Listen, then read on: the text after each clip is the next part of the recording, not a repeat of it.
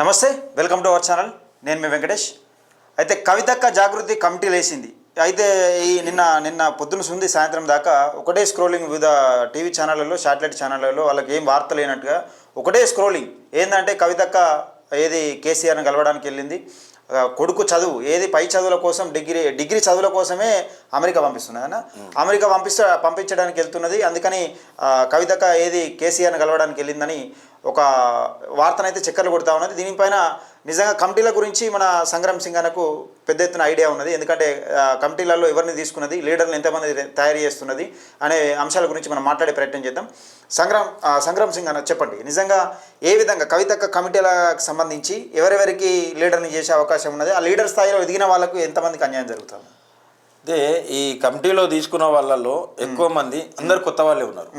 గత 15-16 సంవత్సరాలు 18 సంవత్సరాల నుంచి కూడా సుదీర్ఘంగా కవితక్కతో ప్రయాణం చేసినటువంటి వ్యక్తులు ఎవరు కూడా దాదాపుగా లేరు.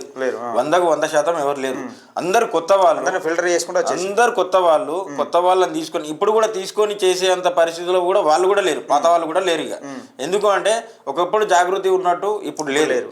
అందుగురించి ఇప్పుడు వారి ఉనికి కాపాడుకోవడం కోసం చేస్తున్నటువంటి ప్రయత్నమే అని అందరికీ అర్థమైపోయింది. అందుగురించే కొత్త వాళ్ళని తీసుకుంటున్నారు. సరే, తీసుకున్నా కానీ ఒక మహిళా విభాగము, యువజన విభాగము, విద్యార్థి విభాగం ఇవన్నీ ఉన్నా కానీ ఇప్పుడు మళ్ళీ యునైటెడ్ ఫ్రంట్ పూలేతో కలిసి పనిచేస్తామని చెప్పి మరి ఇప్పుడు మళ్ళీ బీసీ జాగృతి అని పెట్టారు. మరి దాన్ని ఇందులో విలీనం చేసి అంటే ఇప్పుడు అధ్యక్షుడు మరి బీసీ ఉండాలి కదా.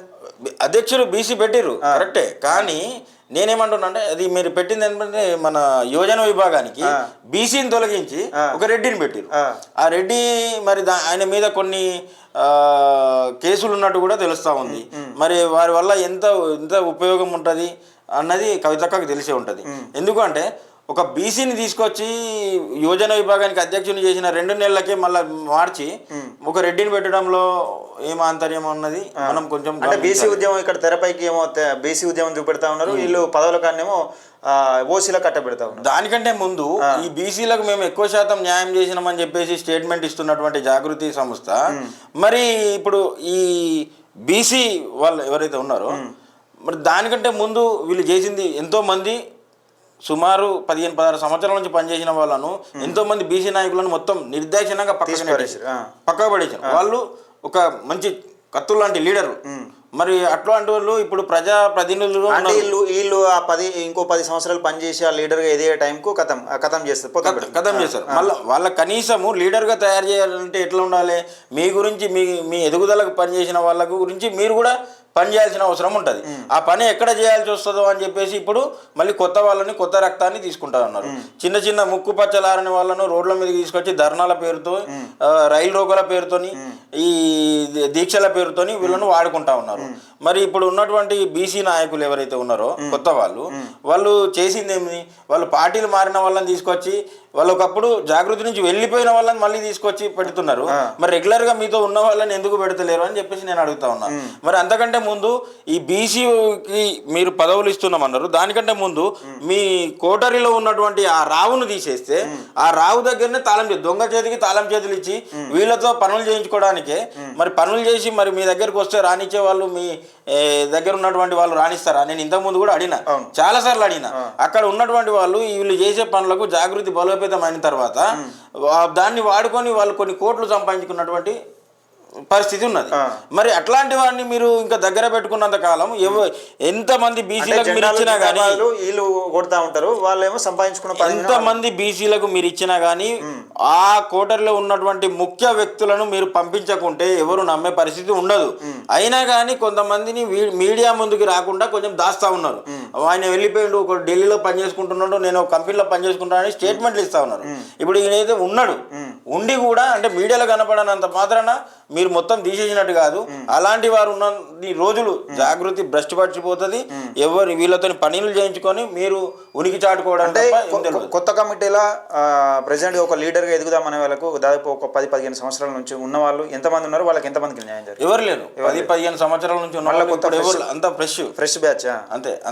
కండవాళ్ళు చూసి మురిసిపోయే బ్యాచ్, కండవాళ్ళు చూసి మురిసిపోవడము. వాళ్ళు ఏంటంటే ఒక ఫోటోలు వీడియోలు చేయడము, రీల్స్ చేయడము, కళ్ళకి వెళ్ళి నిప్పులు, చెవులకి వెళ్ళి పొగలు, గేట్లు దన్నుకుంటా.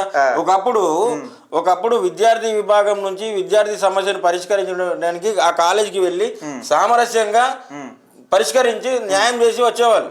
ఇప్పుడు పోయి లెక్చరర్లను అక్కడ ఉన్నటువంటి ఎవరైతే ఇన్ఛార్జ్లను కొట్టి వాళ్ళను బెదిరించి భయభ్రాంతులకు గురి చేసి గేట్లు తన్నుకుంటూ అందరికీ ఏదో మేము ఫ్రీడమ్ ఇస్తున్నామని చెప్పేసి అంటే సంజాయించే తీరులో రెండు రకాలు ఉంటాయి. వాళ్ళకు నచ్చ స్టూడెంట్స్కి నచ్చ చెప్పడం ఎట్లు వేరు, వీళ్ళని కూడా ఎవరైతే యాజమాన్యం ఉన్నారో కూడా వాళ్ళని కూడా చెప్పడం వేరు.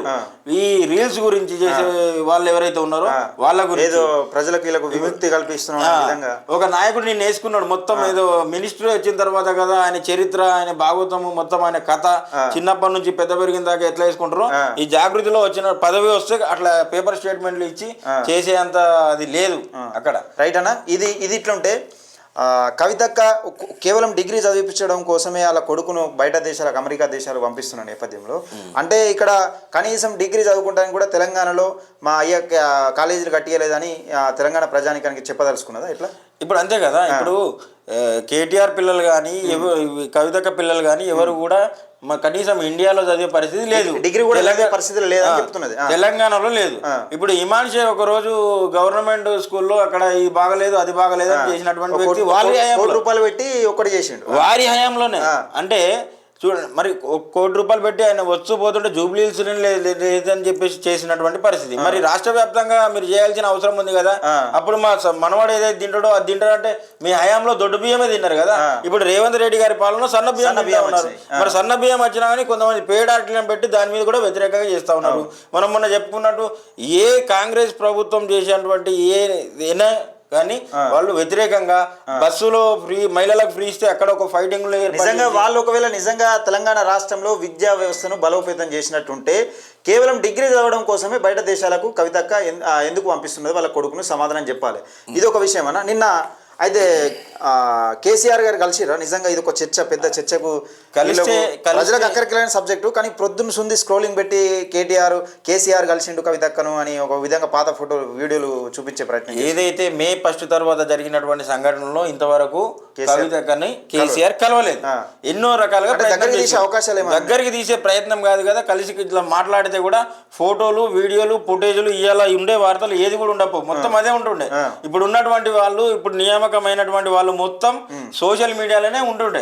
మరి లేదు పాత వీడియో ఎవరు మన జైలుకు పోయి వచ్చినప్పుడు ఆర్మూర్ ఎమ్మెల్యే ఆర్మూర్ ఎమ్మెల్యేను కేసీఆర్ నువ్వు అక్కడికి లేదు, నువ్వు చిల్లర పనులు చేస్తున్నావు అంటే కేటీఆర్కు కొన్ని సప్లై చేస్తుండట. అంటే వీళ్ళను అమ్మాయిలను సప్లై చేసే విషయంలో కూడా కొన్ని కేసీఆర్కు తెలిసిందట. ఆర్మూరు జీవన్ రెడ్డిని నిర్దాక్షిణంగా అంటే నిర్దాక్షిణంగా కాదు ఒక వంతకు ఫామ్ హౌస్ నుండి గెంటేసిండట, ఒక దాన్ని తరివేసిండట. ఈ విషయం తెలుసుకోవాలి. పాత వీడియోలు తీసుకొచ్చి మళ్ళీ ఇప్పుడు నిన్న మెయిన్ స్ట్రీమ్ మీడియా కూడా అదే చూపిస్తుంది. మరి ఒకవేళ కలిస్తే ఎన్నో వీడియోలు ఈ రోజు ఎన్నో కవితక్కకు సంబంధించిన జాగృతి ఈ సోషల్ మీడియా ఆగుతుండేనా? అసలు ఆగకపోతుండే. ఇప్పటికీ ఎన్నో చక్కర్లు కొడుతుంది సోషల్ మీడియా మొత్తం పలిగి యూట్యూబ్లో ఇన్స్టాగ్రామ్లు ట్విట్టర్లు అన్ని కూడా ఇదే వీడియోలు ఉంటుండే. అయినా కానీ ఇప్పుడు మరి కవితక్క సరే ఏదో మినిస్టర్ కదా సీఎం కదా వేరే దేశాలకు పెట్టుబడులకు పోయినట్టు దీన్ని సంచలన వార్తగా చేస్తా ఉన్నారు. పై చదువులకు నిజంగా ఒక ముఖ్యమంత్రి పెట్టుబడులకు బయట దేశం పోతే ఎట్లా చేస్తూ ఉంటారు. మీడియా ఛానల్ కూడా శాటిలైట్ ఛానల్ ఎట్లా తయారైనాయంటే అక్కడికి రాని సబ్జెక్ట్. ఇప్పుడు కవితక్క అనేది అక్కడికి రాని సబ్జెక్టు. తెలంగాణ రాష్ట్రంలో 9.5 సంవత్సరాలు పరిపాలించి విధ్వంసం సృష్టించి ఆర్థిక విధ్వంసం సృష్టించి తెలంగాణ ప్రజల మీద లక్షల కోట్ల అప్పు చేసిన వీళ్ళను మళ్ళీ ఎంకరేజ్ చేసి ఏ విధంగా ఎంకరేజ్ చేసి తెలంగాణ ప్రజల మీదకి రుద్దే ప్రయత్నం చేస్తున్నారు మీడియా వ్యవస్థలు కూడా ఒకసారి ఆలోచించుకోవాలి. అయితే ఇంకొక విషయం ఏంటంటే ఇక్కడ నిన్న కల్వకుంట్ల కవిత గారు పెద్ద ఎత్తున ఏదో చేసిరు అనే విధంగా చూస్తూ ఉన్నారుగా. ఇళ్ళనే తిరుపతి రావు గురించి ఒక విషయం చెప్పండి. నిజంగా లీడర్లను తయారు చేస్తా అని చెప్తున్నది కదా, మరి రావుల సామాజిక వర్గానికి సంబంధించిన సరే ఓకే నువ్వు రావుల సామాజిక వర్గాన్ని ఎంకరేజ్ చేస్తావు అనుకుంటే ఇలా తిరుపతి రావుకు నిన్న చోటు దక్కలేదు అనే విషయం ఒకటి చర్చ వస్తుంది. అయితే అదే తిరుపతి రావు అనే వ్యక్తి దాదాపుగా ఆయన వెలమ అయినప్పటికీ ఆయన అందరూ బీసీలతో కలిసి ఉన్నటువంటి వ్యక్తి. ఆయన జాగృతికి చేసినటువంటి కృషి అందరికి తెలుసు.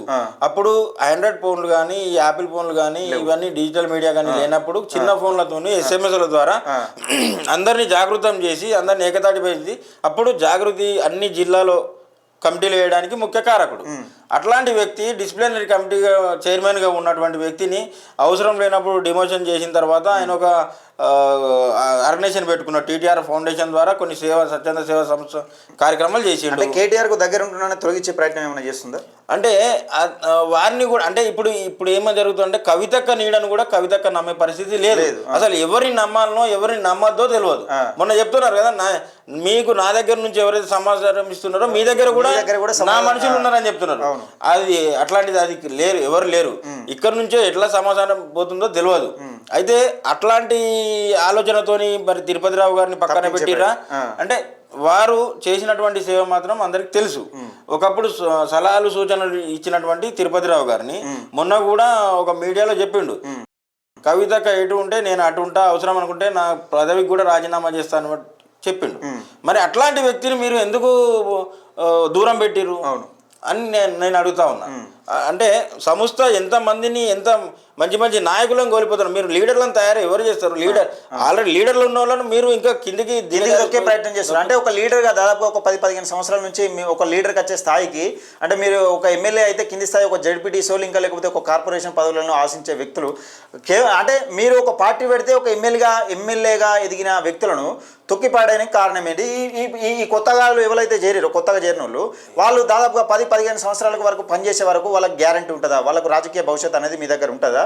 రాజకీయానికి నిజంగా వాళ్ళకి ఎమ్మెల్యే అర్హత వచ్చేదాకా ఉండరా అనే పరిస్థితి. ఇప్పుడు ఇది పాత వరంగల్లో జరిగినటువంటి మీడియా.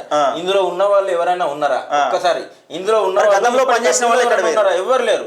ఇప్పుడు రాజీవ్ సాగర్ లేడు, విజయభాస్కర్ లేడు, ఇప్పుడు ఈయన రైతు విభాగం అధ్యక్షుడు ఉండే ప్రశాంత్ అనంతులా, ఇప్పుడు ఎవరు లేరు. నాది కూడా ఇక్కడే ఉంది. ఇక్కడ ఉన్న వాళ్ళలో దాదాపుగా ఎవరు లేరు, 99% ఎవరు లేరు. అంత కొత్త వాళ్ళే. మొత్తానికి ఇది అంతా గ్యాంబ్లింగ్. ఎందుకంటే అంతర్గత కుమ్ములాట, కేటీఆర్ కును కవితకు వడక అంతర్గత కుమ్ములాట. రేపో మాపో కేసీఆర్ ఇక రాజకీయానికి సన్యాసం తీసుకునే రోజులు దగ్గర పడ్డాయి.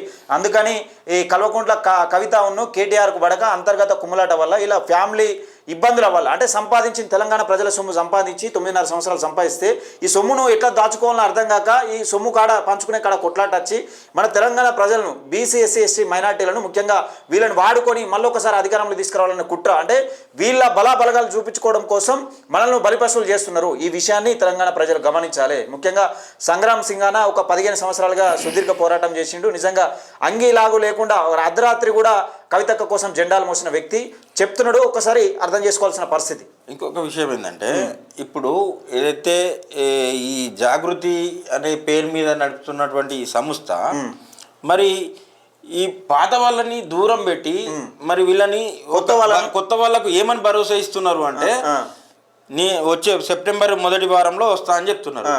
కేసీఆర్ గారు టచ్ లోనే ఉన్నారు. నేను వచ్చిన తర్వాత అంతా సెట్ చేస్తా ఉన్నారు. అంటే వీళ్ళతో ఒక కన్ఫ్యూజన్ మళ్ళా అటు పోకుండా ఒక కట్టడి చేయడానికి ఇట్లాంటి స్టేట్మెంట్ ఒకటి ఇచ్చిపోతారు. ఏంటంటే మళ్ళా ఓకే అక్క మనకు ఉన్నారు. ప్రతి రాజకీయ నాయకుడు గంతే, ఏదైనా ఒక కన్ఫ్యూజన్ కార్యకర్తలను కన్ఫ్యూజన్ పెట్టి అటు కలవకుండా చేసి ఒక నిబంధన ఒక అడుగు తీసి పోతారు. మరి ఇంకా కొన్ని విభాగాలు ఇంకా కొన్ని జిల్లాల కమిటీలను వేయలేదు వాళ్ళు. ఎందుకంటే వాళ్ళు కూడా వెయిటింగ్, అంటే నెక్స్ట్ వచ్చిన తర్వాత మాది వేస్తారు, మేము ఎటు బీఆర్ఎస్ దిక్కో లేకపోతే వేరే అంత భ్రమణ ఏముండదు, అలా ఏముండదు. ఇప్పుడు దాదాపుగా 15 సంవత్సరాలు అన్న పనిచేసిండు. మీరు జాగృతిలో పనిచేసి పెద్ద లీడర్లు అయ్యామని వీళ్ళ కనీసం కవితకి ఎక్కడైనా ఓట్లు లెక్కింపు చేసి నిజంగా ఓట్లు వేసి గెలిచే కాడెక్కడైనా నిలబడితే ఎంపీగా కాదు, ఎమ్మెల్సీగా కాదు, ఇప్పుడు కనీసం ఎమ్మెల్యే కూడా గెలిచే పరిస్థితి లేదు. అందుకని దయచేసి జాగృతిలో పనిచేసే వాళ్ళు ఇప్పటికైనా మేల్కోండి. కొత్తగా ఎవరైనా చేస్తున్నారో వాళ్ళు ఆలోచించి నిర్ణయం తీసుకోండి. ఎందుకంటే కవితక్క ఏదో కేటీఆర్ పైన కొట్లాట కొద్దీ మిమ్మల్ని ఉసుగొలుపుతున్నాడు, కానీ మీరు దయచేసి ఈ ఉచ్చులో బిగుసుకోవద్దు, కల్వకుంట్ల కుటుంబానికి బలి కావద్దు. ఇది దయచేసి మిత్రులారా వీడియోని ఎక్కువ మందికి షేర్ చేసే ప్రయత్నం చేయండి. జాగృతి కార్యకర్తలు ఎవరైతే ఉంటారో వాళ్ళకు ఇంకా ఈ మబ్బులు అనేది వీడిపోవాలి. ఈ మబ్బులు మేము ఏదో ఎమ్మెల్యే అవుతాం, ఎంపీలు అవుతాం, ఎమ్మెల్సీలు అవుతాం అనే ఈ మబ్బులు అనేది వీడిపోయి గతంలో పనిచేసిన వాళ్ళ పరిస్థితి ఎట్లా ఉన్నది అని మీరు తెలుసుకోవాల్సిందిగా. కనీసము జాగృతి కాకుండా వాళ్ళు బీఆర్ఎస్ లేకపోతే కాంగ్రెస్ వేరే పార్టీ నుంచో ఇంకా చేసినటువంటి శ్రమ అక్కడ చేస్తే నిజంగా మంచి పొజిషన్ లో ఉంటుండే. ఇది అర్థం చేసుకోవాలి. దయచేసి మిత్రులారా వీడియోని ఎక్కువ మందికి షేర్ చేయండి, లైక్ చేయండి, కింద మీ అభిప్రాయాన్ని కూడా కామెంట్ సెక్షన్లో తెలియజేయండి.